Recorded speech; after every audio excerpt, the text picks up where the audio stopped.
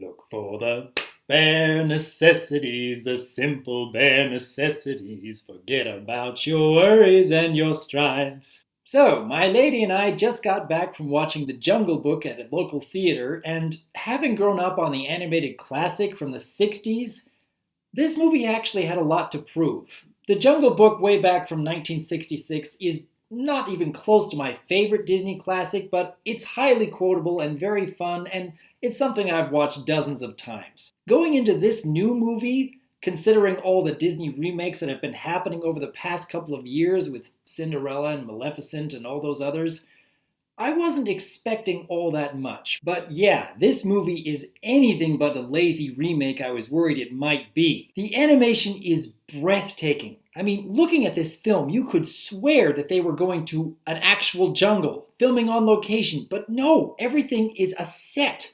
Everything is computer-generated animation. And it's mind-blowing how real it looks. But putting animation aside, you still need interesting characters to keep the audience engaged. And this movie actually held up really well. The child actor they got to play Mowgli, by no means perfect, really pulled in a very convincing performance, but even more so the fact that he was talking to nothing, to no one practically the entire time. Despite the incredible amount of detail on them, you have to remember these are all computer-generated animals, and the fact that this child actor pulled in such a great performance despite the fact that he was talking to literally nothing is very impressive. And the actors they got to play these roles were all very good choices. Ben Kingsley as Bagheera, Bill Murray as Baloo. I mean, the bare necessities. Although it's a very weird idea, Christopher Walken as King Louie? And it somehow all works. It works so well. Even Shere Khan, while not quite so dignified as the 66 version, is legitimately threatening.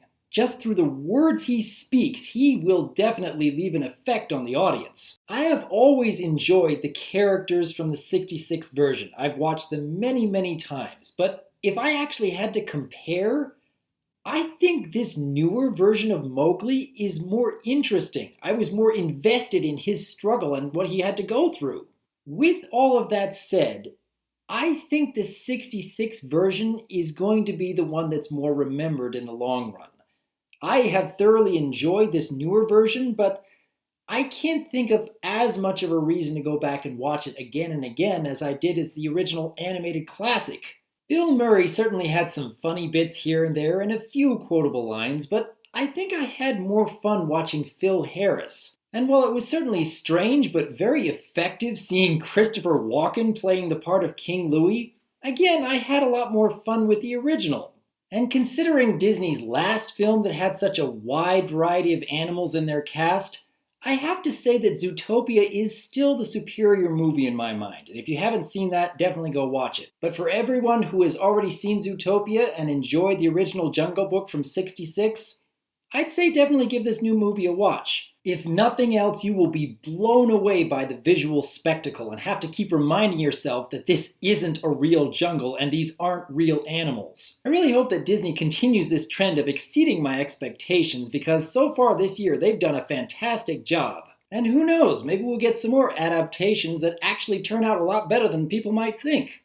In the meantime, though, I'd like to know if you've seen Jungle Book and what are your thoughts on it? Leave your thoughts in the comments below, and as per usual, I am Dr. Wolf, and I look forward to hearing from you.